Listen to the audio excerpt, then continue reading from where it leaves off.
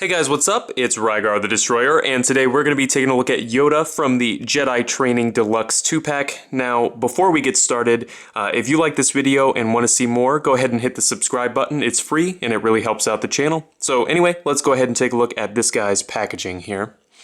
So as you can see, it's got the, well, if it focuses, let's see.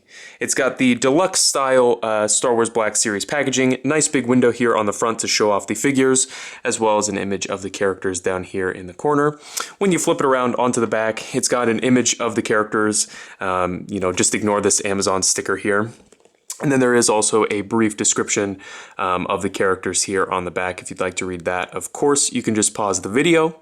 So overall, pretty standard stuff. So let's go ahead and get back to the figure itself here.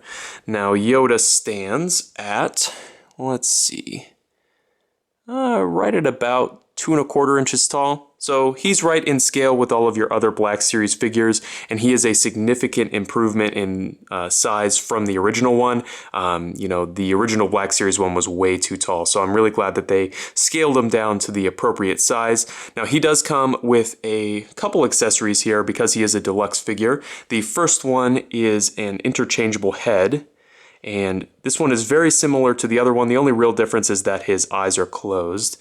I'll show you here the difference. So here's the one that comes on the figure, eyes open, eyes closed, and I think they do really look nice. I'm glad that they included that.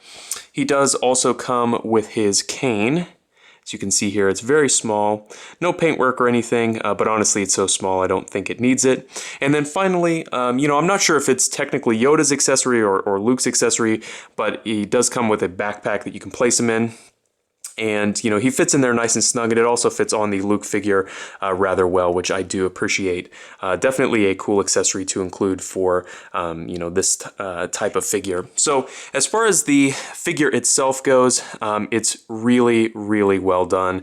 First off, the paintwork on the face, really well done, very subtle, and I think it looks nice, especially into the hair and around the eyes, and everything looks great. Also, this figure has soft goods, which is always, a toss-up on Black Series figures. It's either going to be great or it's going to be terrible, and on this figure, they did an amazing job, which is very impressive considering how small this guy actually is. So I really appreciate the time that Hasbro obviously put into this figure, and the articulation is a huge improvement from the original one.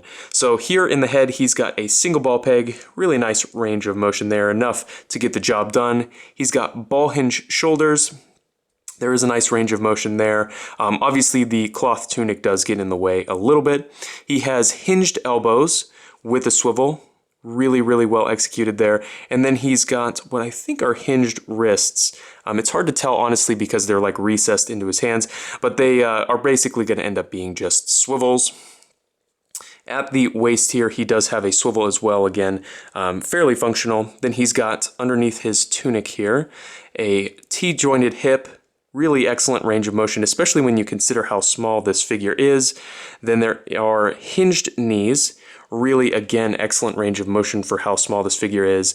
And then there is a swivel there at that joint as well. And then he's got hinged ankles with an ankle rocker. So overall, this figure is incredibly well executed. Hasbro did an amazing job. And honestly, this pack is, basically worth buying just for this figure alone.